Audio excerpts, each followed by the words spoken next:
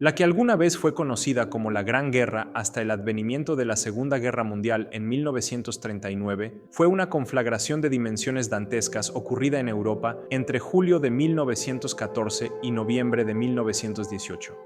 Más de 70 millones de seres humanos, de los cuales 60 millones eran europeos, se movilizaron y combatieron en la mayor guerra de la historia hasta ese momento.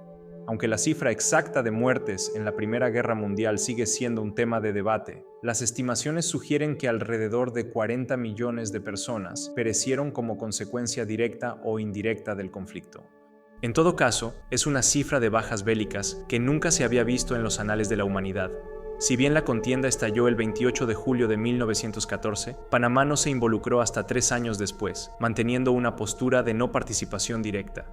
El Canal de Panamá, inaugurado el 15 de agosto de 1914, obligó a Estados Unidos a considerar su papel en un escenario de guerra.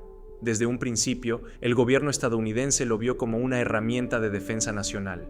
Para mantener la neutralidad del canal, el presidente estadounidense Woodrow Wilson emitió una proclamación en noviembre de 1914 que permitió a los barcos de guerra de los países en conflicto usar el canal, pero con importantes limitaciones. Los buques solo podían permanecer 24 horas en la zona canalera y no podían haber más de 6 a la vez, con un máximo de 3 por cada bando.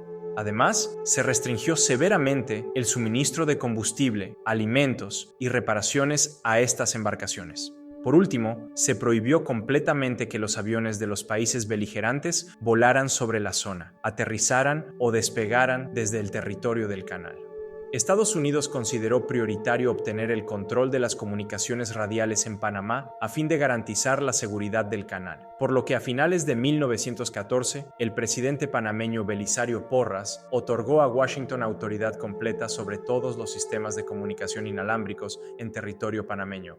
En enero de 1915, las fuerzas militares estadounidenses en la zona canalera se unificaron bajo un solo mando, reorganizándose como el Ejército de los Estados Unidos en la zona del canal.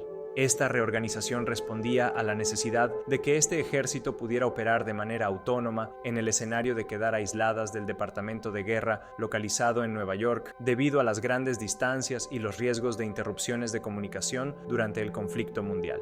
Paralelamente, se implementaron medidas de protección exhaustivas, incluyendo el cierre de los puertos terminales por la noche, el apagado de luces de navegación y el establecimiento de zonas marítimas de defensa con mallas antisubmarinos. Se instalaron tropas de infantería que custodiaban infraestructuras vitales del canal.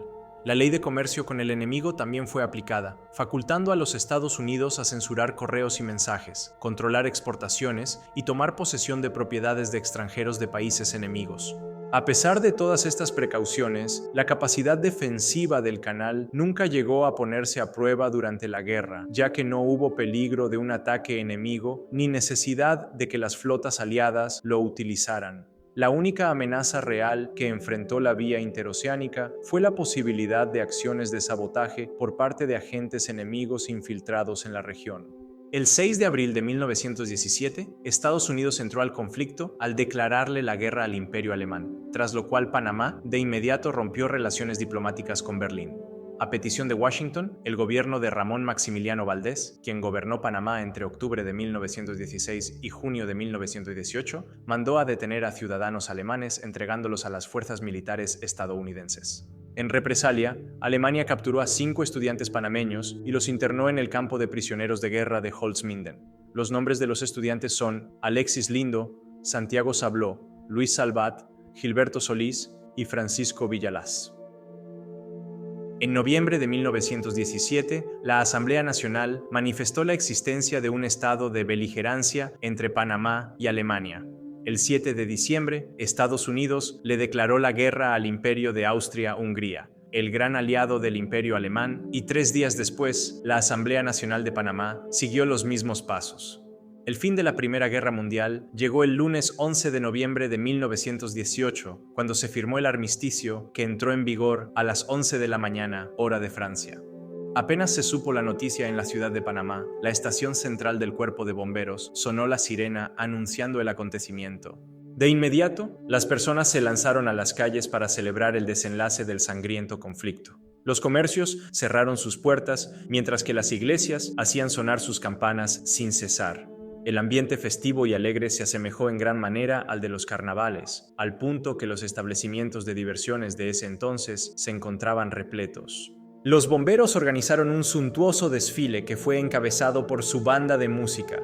Del cuartel central se dirigieron a la plaza de la catedral para después recorrer las principales avenidas, rindiendo tributo a las distintas representaciones diplomáticas de los países aliados instaladas en Panamá.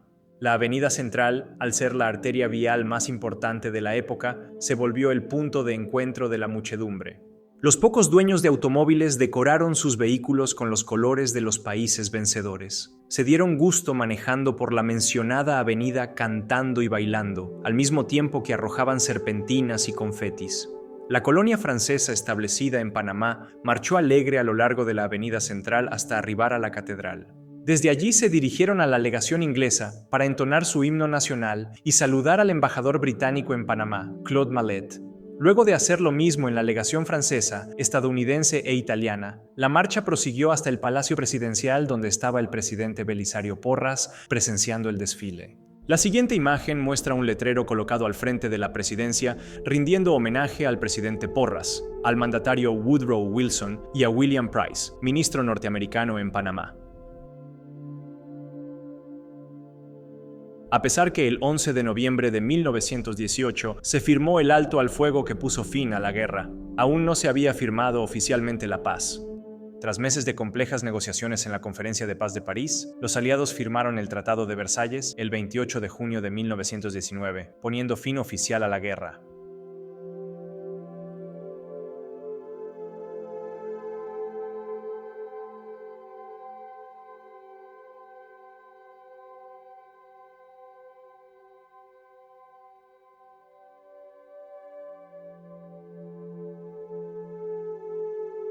Como Estado beligerante en la Primera Guerra Mundial, Panamá participó en la Conferencia de París de 1919, teniendo por representante al ministro de Panamá en España, Antonio Burgos.